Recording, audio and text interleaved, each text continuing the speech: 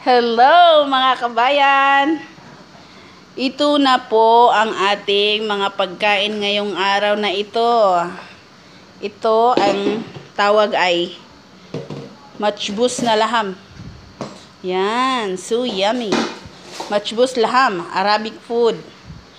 White rice, fried chicken,